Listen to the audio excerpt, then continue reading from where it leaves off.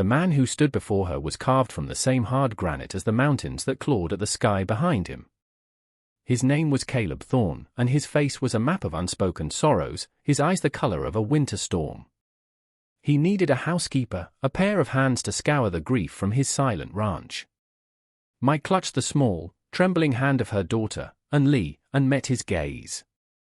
In the dusty, unforgiving town of Redemption, she was an outcast, a whisper of the Orient in a world of stark prairie whites and browns. Her husband's bones lay somewhere along the iron tracks that had brought them to this land of broken promises, and their shared future had dwindled to the contents of a single cloth bundle. Caleb's proposition was as blunt and unadorned as the man himself. It was not an offer of kindness, but a transaction of mutual desperation. He would give her shelter, a roof to keep out the biting wind and the colder stares of the townsfolk. In return, she would work. "You will cook," he said, his voice a low rumble, devoid of warmth. "You will clean. You will earn your keep."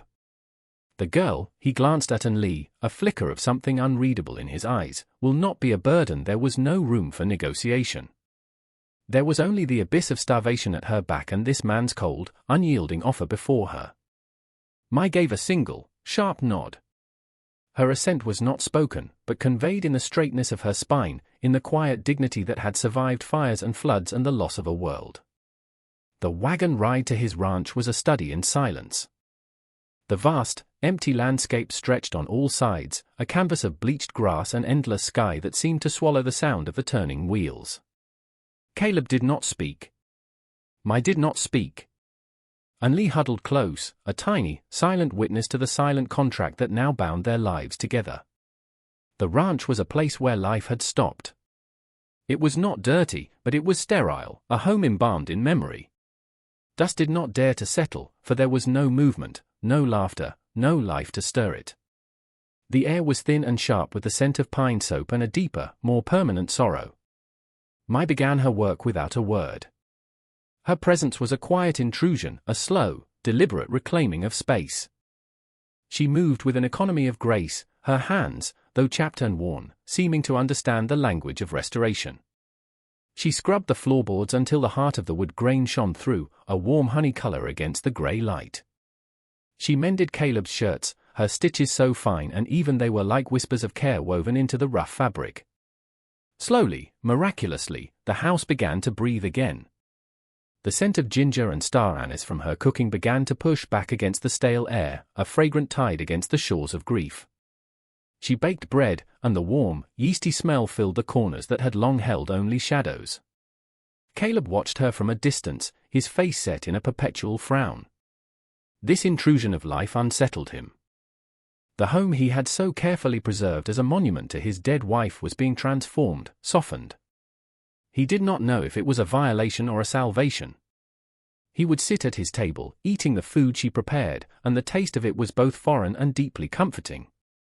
It was the taste of survival, of a life stubbornly continuing in the face of absolute loss, and it was a language his own silent heart was slowly, reluctantly beginning to understand. Lee remained a shadow of her mother, a small, watchful presence with eyes that held the wisdom of an old soul. She did not play. She did not make a sound. She simply existed, a quiet testament to her mother's resilience, her small hand often tucked into the folds of Mai's dark trousers as she worked, a tiny anchor in a vast, uncertain sea. Caleb's daughter, Rose, was a ghost in faded calico. She was 6 years old, with hair the color of sun-bleached straw and eyes that held the same winter storm as her father's. A year had passed since her mother's funeral, a year in which her voice had withered and died. She moved through the house like a phantom, her bare feet making no sound on the floorboards Mai had so carefully polished. She would watch the newcomers, her expression a blank slate, offering no clue to the thoughts that churned within her. The first bridge was built not with words, but with a song. One afternoon, as Mai kneaded a heavy mound of dough, a melody escaped her lips, a soft, haunting lullaby from a life she had left behind. It was a tune of rice paddies and misty mountains, a sound as alien and as beautiful as a lotus blooming in the dust. Rose, who had been sitting in the corner with a faceless corn-husk doll, slowly stood up. She crept closer, drawn by the strange, sad beauty of the sound. Lee, seeing her approach, reached into her own small pocket and pulled out a treasure, a small bird, intricately carved from a single piece of wood, its wings outstretched as if in mid-flight. She held it out to Rose. For a long moment, Rose simply stared at the offering. Then, her small, pale hand reached out and took it. Her fingers traced the smooth lines of the wood, a flicker of wonder in her vacant eyes. It was the first gift she had accepted, the first connection she had allowed, in a year of impenetrable solitude. The true thaw began in the garden. Behind the house was a small patch of earth, hard and unforgiving. Mai worked it tirelessly, her fingers coaxing life from the stubborn soil. She planted seeds she had carried with her, herbs for healing and vegetables for the pot. One day, Rose followed her out and stood watching. She pointed a small, hesitant finger at a wild primrose growing defiantly by the fence. "Hua," Mai said softly, pointing to the flower. "Flower." Rose looked from the bloom to Mai's face, and then, in a voice as rusty and fragile as an old hinge, she whispered, "Hua." It was the first word she had spoken in 368 days. Later that evening, as Caleb sat staring into the fire, Rose approached him, the carved bird clutched in her hand. "Papa," she said, her voice still a thread of sound.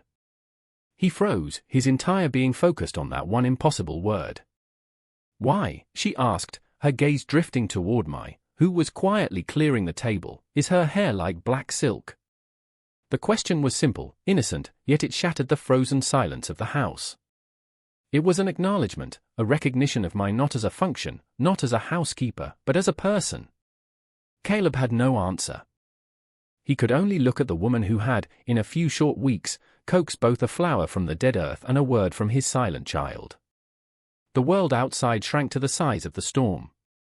A blizzard descended from the north, a roaring beast of wind and snow that clawed at the walls of the ranch house and screamed down the chimney. It was a physical manifestation of the isolation that had defined Caleb's life, but now, he was not alone in it.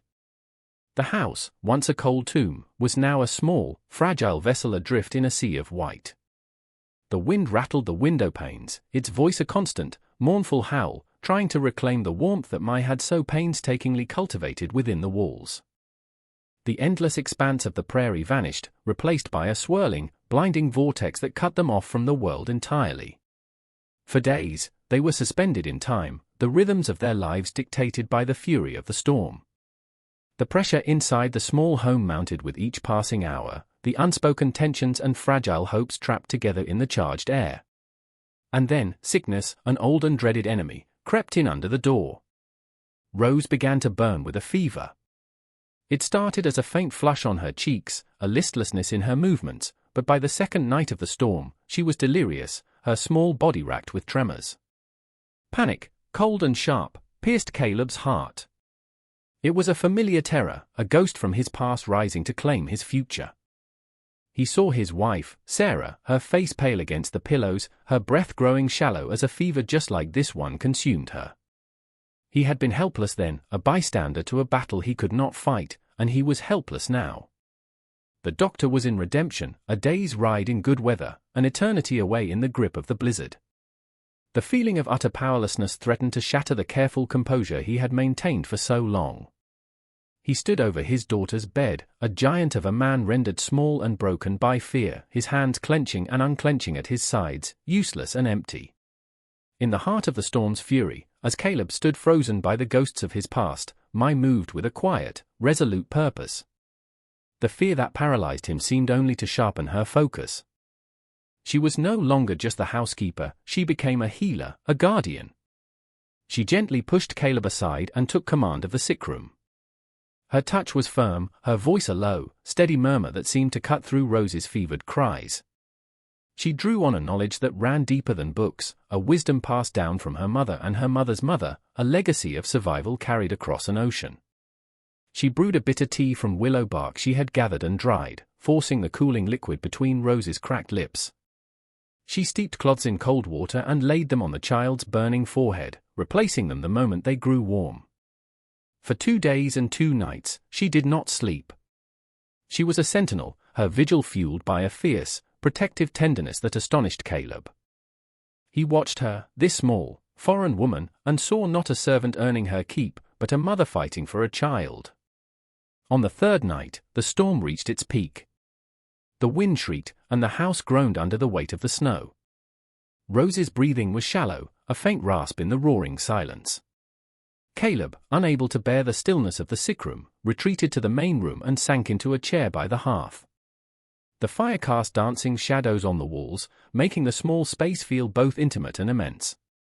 Mai emerged from the bedroom, her face etched with exhaustion, and poured herself a cup of water. For a long time, neither of them spoke. The only sounds were the crackle of the logs and the howling of the wind. "I lost her mother the same way," Caleb said, his voice raw, torn from a place deep inside him. The words, once spoken, hung in the air, heavy and irrevocable. A fever came on fast. The doctor said there was nothing to be done. I just watched her fade. He spoke of Sarah, of her laughter that used to fill the now silent rooms, of the way she could make wildflowers grow in this harsh land.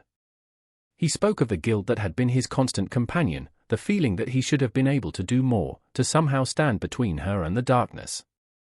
Mai listened, her dark eyes reflecting the firelight. When he fell silent, the story of his grief finally spent, she spoke in her quiet, halting English. She told him of her husband, a scholar and a poet, forced to lay steel for the railroad, killed in a tunnel collapse just weeks after they arrived. She spoke of their first child, a daughter with eyes like her own, taken by cholera in a squalid camp on the journey east. "We are the same," she said, her voice barely a whisper. "We carry our ghosts in that moment, by the dying fire, trapped by the storm. They were no longer a rancher and his hired help. They were two survivors, two souls laid bare, their hearts speaking the common, brutal language of loss. The storm outside had not broken, but inside the house, the long winter of their solitude had begun to thaw. The world was born again in silence and pale light. The blizzard broke at dawn on the fifth day, leaving behind a landscape scoured clean, blanketed in a pristine, blinding white. Inside the house, another storm had passed. Rose's fever was gone. She was weak, her small frame seeming even more fragile against the white pillows, but her eyes were clear. She was alive.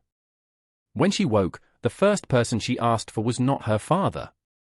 Her gaze sought out the weary woman who had sat by her side, and a tiny, weak hand reached for Mai's. The atmosphere in the house was irrevocably altered. A fragile, unspoken intimacy had taken root in the spaces between them. But the world outside, with its harsh judgments and sharp edges, could not be kept at bay forever. A week later, a rider approached the ranch. It was Jed Harker, a neighboring rancher whose land bordered Caleb's. He was a man whose opinions were as coarse as his hands, his face perpetually soured by suspicion. He dismounted, his eye sweeping over the property before landing on Mai as she hung laundry on the line, the bright whites a stark contrast to her dark hair and clothing. A smirk twisted his lips. "Heard you took in one of them Celestials, Thorn," Harker called out as Caleb emerged from the barn. "Bad luck, that is. They bring sickness." You know. His gaze lingered on Mai, a crude appraisal that made her flinch. She lowered her head, her hand stilling on the clothesline, making herself small. Caleb moved to stand between them, his body a solid, immovable wall. His voice, when he spoke, was low and cold, each word a chip of ice. "She is under my protection, Harker." He did not raise his voice. He did not need to. The quiet menace in his tone was more potent than any shout. "You will show respect on my land." In my home it was a simple declaration, but it was the first time he had claimed her as something more than an employee. He had drawn a line in the snow, not just around his property, but around her. Harker, taken aback by the cold fury in Caleb's eyes, could only grunt and remount his horse, casting one last resentful glare before riding away. Mai watched him go, then looked at Caleb, her expression unreadable. He had defended her honor. He had called his house her home. The transaction was over. Something new, something terrifying and hopeful, had begun. The true test came not in the isolation of the ranch, but in the crucible of the town. When the roads were clear enough to travel, Caleb knew he had to go for supplies. The larder, depleted during the storm, was nearly bare. He hitched the wagon, and without discussion, it was understood that Mai and the two girls would go with him. The air in the wagon was thick with a new, nervous energy. Rose and Anli sat close together, their small hands linked, their silent friendship a world unto itself. Mai sat straight-backed on the bench, her gaze fixed on the horizon, her composure a delicate shield. As they drove down the main street of Redemption, the town's reaction was immediate and palpable. Windows parted. Conversation ceased. Stares followed them like biting flies, a mixture of curiosity, suspicion, and outright hostility. The whispers were a venomous rustle in the air. At the general store, the feeling intensified. Harker was there, leaning against the counter with two of his cronies, emboldened by their company. He saw them enter, and a malicious grin spread across his face. He pushed himself off the counter and swaggered toward them, blocking their path. "Well, look what the thaw washed in," he drawled, his eyes fixing on Mai with a lewd familiarity. "Still enjoying your imported comforts, Thorn?" Before Caleb could move, Mai straightened her shoulders. She met Harker's gaze directly, her small frame radiating a dignity that seemed to make the air around her shimmer. She did not speak, but her silence was a rebuke, a refusal to be diminished. But it was Caleb who delivered the final, decisive blow. He stepped forward, placing himself squarely in front of Mai and the children, a human shield. He ignored Harker completely. His gaze swept over the other men in the store, the storekeeper, the blacksmith, the preacher who stood near the back, implicating all of them in his judgment. His voice, when he spoke, was not the low growl he had used with Harker at the ranch. It was clear and strong, ringing with a conviction no one had heard from him in years. "This woman," he said, his words dropping like stones into the sudden silence, "saved my daughter's life. While this town whispered behind its curtains, she fought for her. She has brought more honor and decency to my home than any of you have ever known." He paused, letting the weight of his words settle. Then, he turned. He turned his back on the town, on their judgment and their prejudice, and he faced Mai. In front of everyone, he laid his heart bare. "Your daughter needs a home," he said, his voice softening, becoming a private conversation in a public space. "My daughter wants a mother." It was not a question. It was a statement of fact, a truth that had been forged in sickness and silence. "Mai, I am asking you to be my wife." The store fell utterly silent. The only sound was the frantic beat of Mai's own heart. She looked up at Caleb, at this man of granite who had just cracked open to reveal the vein of gold within. She saw the truth of his words reflected in Rose's wide, hopeful eyes, and in the way her own Anli clung to Rose's hand. This was not about pity or protection. It was about creation. It was about building a new family from the broken pieces of their old ones. She looked at Caleb Thorne, a man who had offered her a wage and was now offering her his name, his future, his heart. And with the entire town of Redemption as her witness, she gave a single, deliberate nod. The journey back to the ranch was transformed. The silence that fell between them was no longer a chasm of emptiness but a vessel filled with unspoken understanding. The harsh landscape seemed to have softened, the late afternoon sun casting a golden glow over the prairie grasses. Rose and Anli, sensing the monumental shift in the world of the adults, huddled together in the back of the wagon, their quiet whispers a secret language of their own. They were already sisters, their bond forged in the simple, unconditional acceptance of childhood, a pure and uncomplicated love that served as both a model and a promise for the two people on the wagon seat. Halfway home, Caleb reached across the space between them. His large, calloused hand, a hand accustomed to the roughness of rope and wood and iron, gently covered hers where it rested on the bench. It was a gesture of profound intimacy, a silent vow that spoke more than 1,000 pretty words. Her fingers were small and delicate beneath his, but he could feel the strength in them, the resilience that had mended his home and his heart. Mai did not pull away. She turned her hand slightly, her palm pressing against his, accepting the connection, the warmth, the promise. She looked at their joined hands, then up at his profile, the stern line of his jaw softened by the setting sun. A life she had never dared to imagine was unfolding before her, a future taking root in the most unlikely of soils. When they arrived back at the ranch, the house looked different. It was no longer just a shelter, a place of work. It was a destination. It was home. That evening, after the girls were asleep, they sat on the porch, a comfortable distance between them, and watched the stars begin to prick the deep velvet of the sky. The world was quiet, holding its breath. Caleb cleared his throat. "My mother's ring," he said, his gaze on the horizon. "It is simple. Silver. It is in the small box on my dresser. If you would have it," my heart swelled.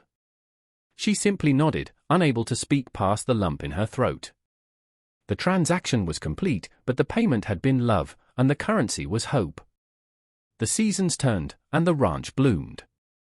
Not just with Mai's garden, which became a riot of impossible color against the muted tones of the prairie, but with a life that had returned to the very bones of the place. Laughter, once a foreign, almost shocking sound, became a daily music. It was the sound of Rose and Anli chasing butterflies through the tall grass, their voices mingling in a pidgin of English and Mandarin that was entirely their own. It was the rare, deep chuckle that would escape Caleb when one of the girls said something unexpectedly wise.